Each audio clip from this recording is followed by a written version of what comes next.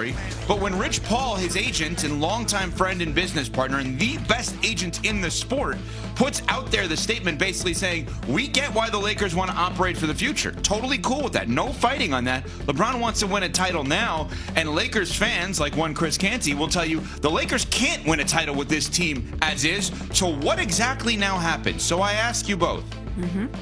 Are the Los Angeles Lakers secretly hoping that LeBron James does something he has never done in his entire career, which is ask out and ask to be traded? He's been traded one time in his career, and most people don't realize that because it's a little nook and cranny of a contract.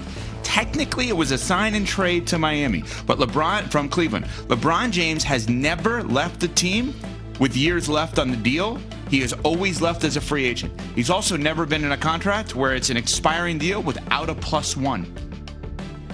Are the Los Angeles Lakers, Michelle Smallman, hoping LeBron James asks out? So, just to read the tea leaves here, you're suggesting that it would let the Lakers off the hook in a lot of ways if he asks out, because then they're not the bad guys. This is what he wants. We are satisfying his request. We're going to move him to where he wants to go. Thank you for everything, LeBron. We respect what you've given to the Lakers organization.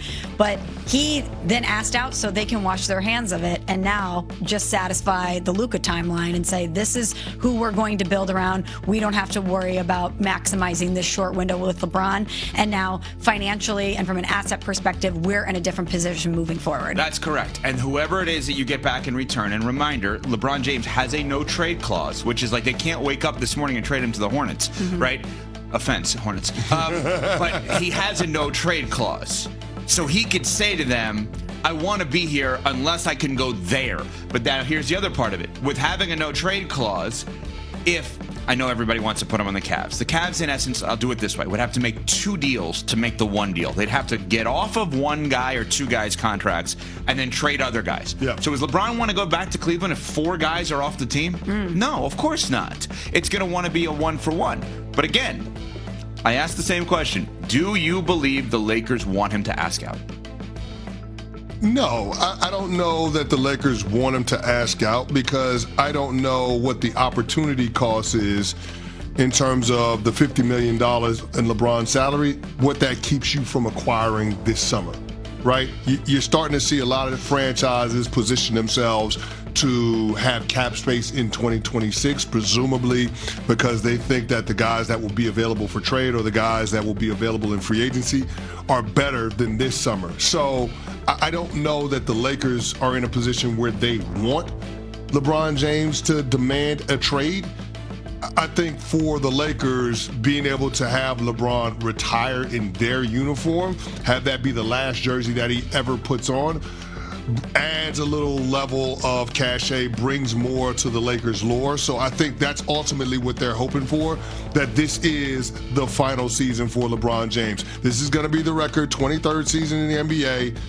Number 23, this will be his last year. Go ahead and send LeBron James off the right way. And then, oh, by the way, it creates a ton of flexibility next summer. And it's a clear path to what your team needs to do, giving Austin Reeves a contract extension with more money, having Luka wrapped up under contract in short order at some point this fall. I think that allows Rob Pelinka and the new Lakers brass to figure out exactly what they need to do with maximum flexibility in terms of cap space, but also a plethora of options to complement what your best 2 players actually need to support them. Dave McMenamin, who covers the NBA and the Lakers specifically, was on Game Day on ESPN Radio yesterday with Jonathan Zaslow and Gabe Neitzel and had this to say about LeBron and Rich Paul's statements about LeBron James.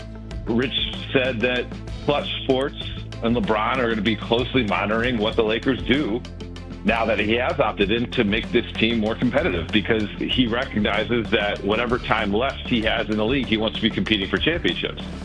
And so this is kind of a to-be-continued situation, because down the line, LeBron could say, hey, Jeannie, hey, Rob Pelinka, I'd like to find somewhere else to play. Please orchestrate a trade for me.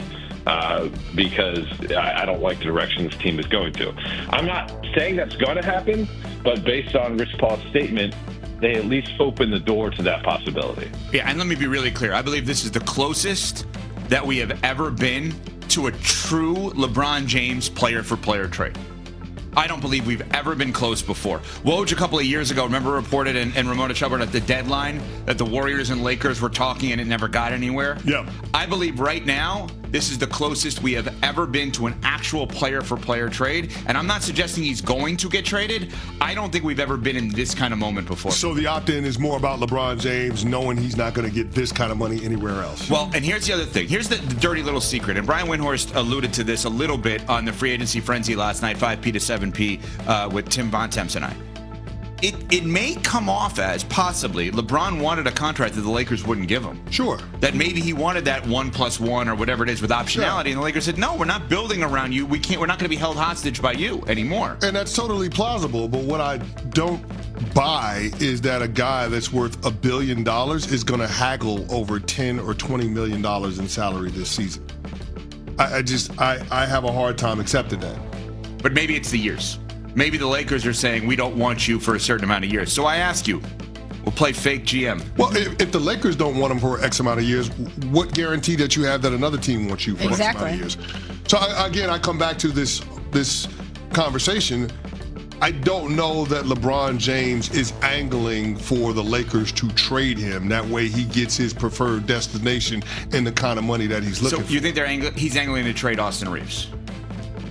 That makes more sense to me. It makes more sense to me, too. But the only problem with that is I don't know that you're going to get enough in return because his contract is so low. Now, if you pair it with other guys, then you're talking about something. But hypothetically, just play this out for a second.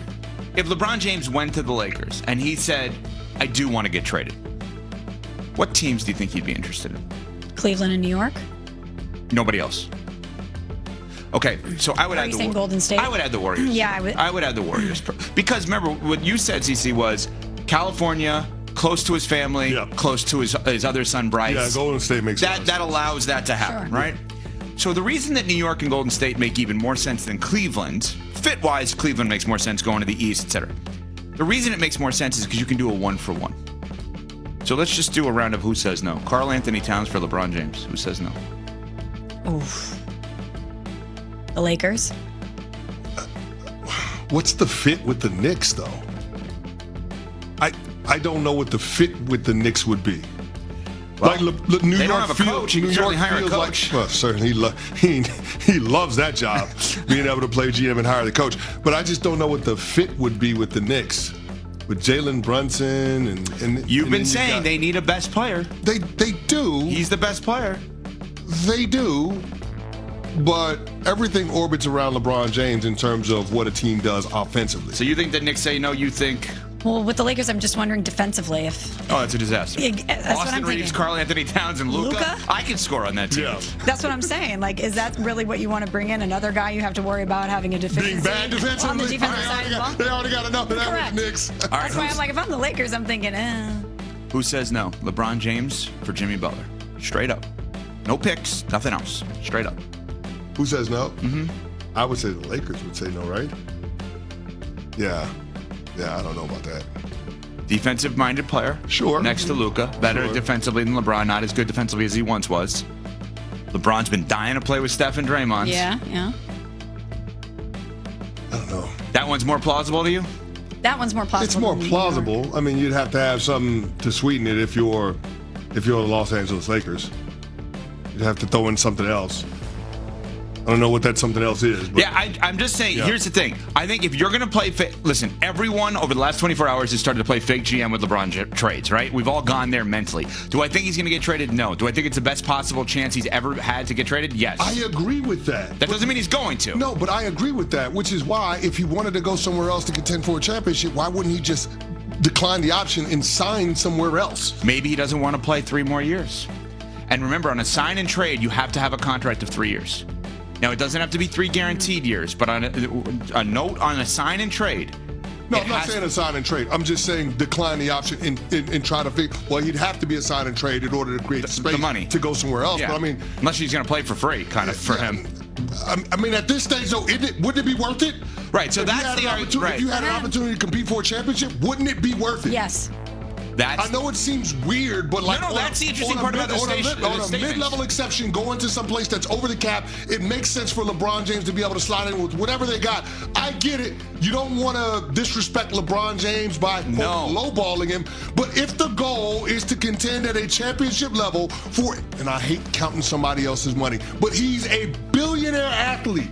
There have only been a handful of active